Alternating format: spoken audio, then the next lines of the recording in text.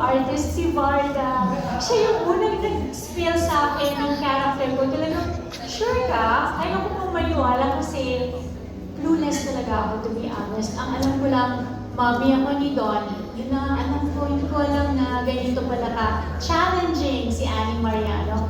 And I feel so blessed and I'm so grateful na pinortray ko si Annie Al-Jafari kasi ibang klase itong character na to. Lagi siyang fierce, which is really, I seldom do this kasi lagi ang role ko din laging mahirap, diba? Ito talagang yung clothes niya from head to toe talagang planado. So nakaka-proud talaga na na-portray ko si Annie Mariano or Annie Al-Jafari. And I feel so happy kasi ang daming nagme-message sa akin sa TikTok, sa Instagram, lahat talagang grabe yung recall nitong si Annie. And I'm so grateful. Thank you sa Star Creatives. And thank you kay Direct May. I want to say thank you for all the instructions. Alam mo yun ang maganda kay Direct May talaga. She's so tireless. Ang tiyaga niya mag-explain sa'yo kung anong dapat mong gawin. Kasi for me, mas gusto ko yung binibigay sa akin yung instructions. Kasi feeling ko, I don't know kung ano talaga yung kailangan. Kasi sila may vision, di ba? And si Direct Raymond, Direct Ian, ang mabait nila, ang sarap nilang katrabaho. So kahit nape-pressure ka na galingan mo, but at the same time, they're very, very, very helpful. Kaya hindi ko makakalimutan din ang role ni Annie. Thank you very much.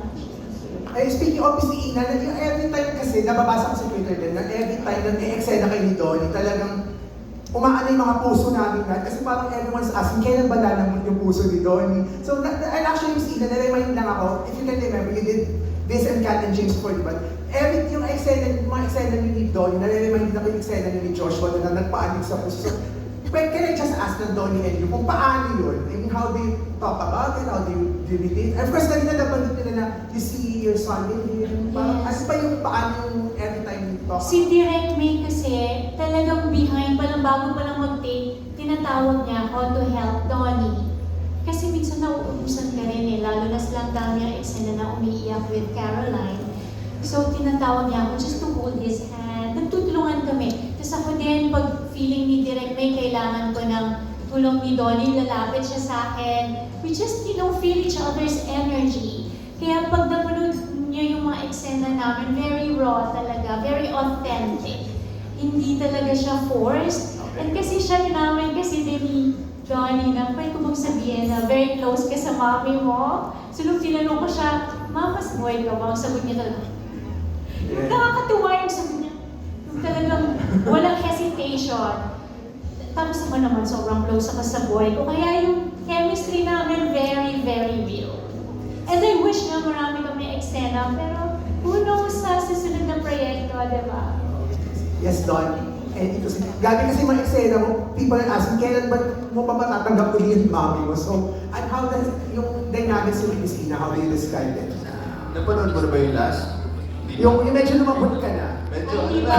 Sa Netflix kasi mas nauuna eh. So, mas karamihan na papanood ko lang Yes. yung revelation. Hindi, totoo po yung sinasabi ni Miss Ina. Before the scene, actually, minsan wala na kaming sinasabi eh. We just feel each other's energy and we just get pointers from Direk. It's so much easier kasi yun nga, parang nakikita namin yung family namin sa isa't isa. So, I really treated her also like that mother figure here. And whenever Direk would say just one-liners, in character na agad kami. So, nag-work na agad. I don't know what it was. Maybe Direk could help elaborate on that. Pero nakikita kasi ni Direk kung paano kami parang na-affect sa mga bagay-bagay. So she uses that also in a good way with me and Miss Ina. Thank you so much. Ayun, Sen. Ito po, question na po for Sir Henry, Direct May, Direct Ian, and Direct